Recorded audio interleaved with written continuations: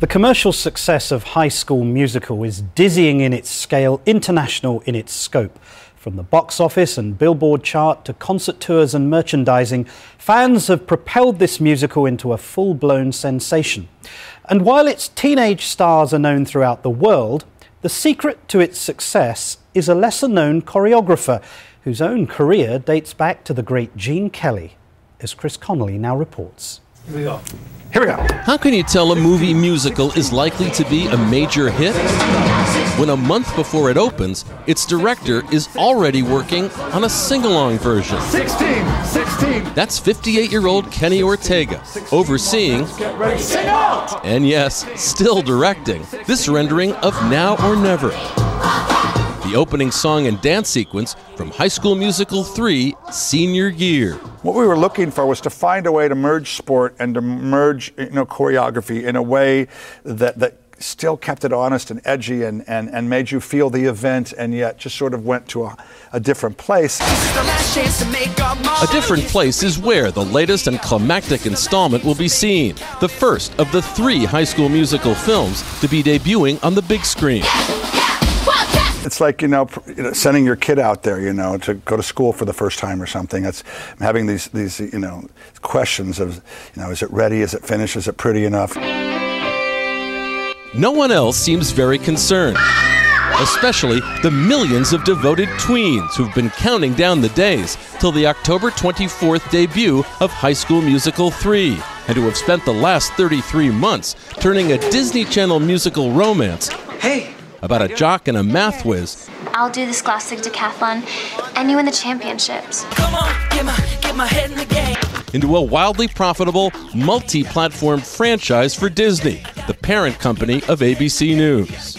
We knew something was happening. Before we walked out of High School Musical 1, we were in the gymnasium in Salt Lake City at East High School.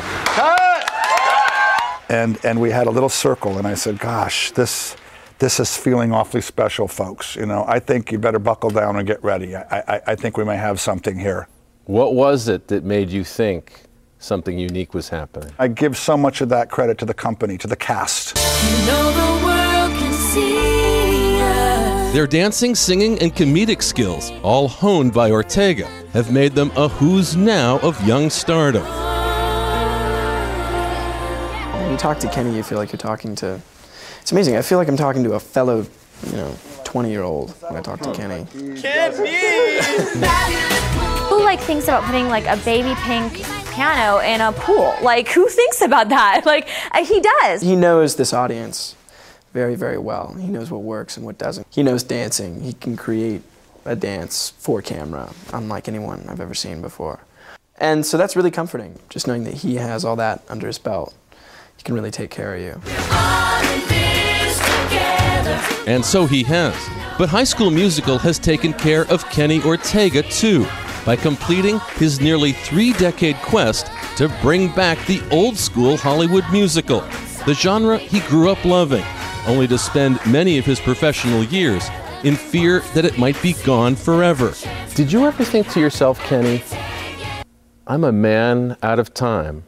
I'm a guy who lives for the musical, and I just happen to come of age in the wrong time? Yeah, absolutely. Absolutely.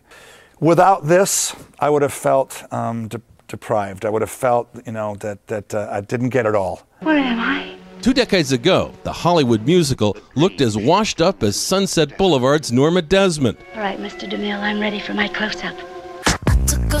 Rendered irrelevant by the jump cuts and outrageous images of music videos. Taylor's old as time. With only animated films like Beauty and the Beast carrying the musical torch. But in recent years, the musical pendulum has swung back. We live in cynical times, and we live in difficult times. And I think that sometimes it's good to return to an innocent idea. It's helpful. It reminds us of our fragility and good side, and connects us with our heart.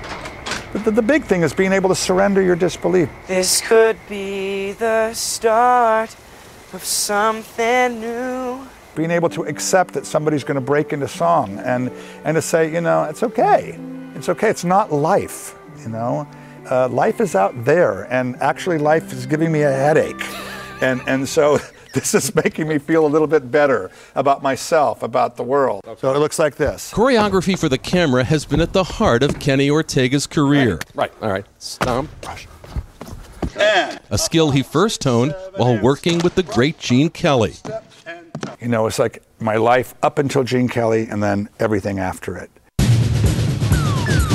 We worked together on Xanadu, you know, a failed musical, and yet I walked away with it with more than I'd ever gotten from anything that I'd ever done in my life. I'm singing in the rain. Revered for his work on movies like Singing in the Rain, Kelly offered a young Kenny Ortega a masterclass in dance and the movies. And he gave me a stopwatch.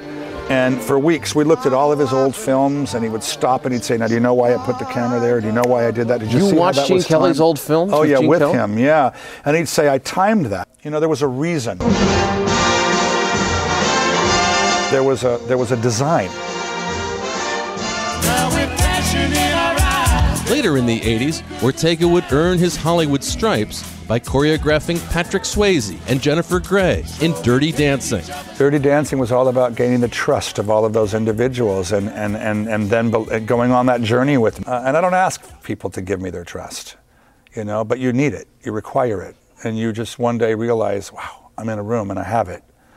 And that you better not blow it, because, you know, you might not ever get it back again.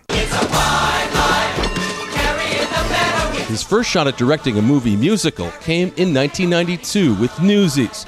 I'm dying to hear about your night with More Sherry. recently, his career bears witness to the tonal shift in teen culture. How was your night? He was directing an episode of the irony-enriched TV series The Gilmore Girls when he got the call to helm High School Musical, where the anything but ironic characters find themselves bursting into song. Coach said to fake right and break left. Why do people sing in musicals?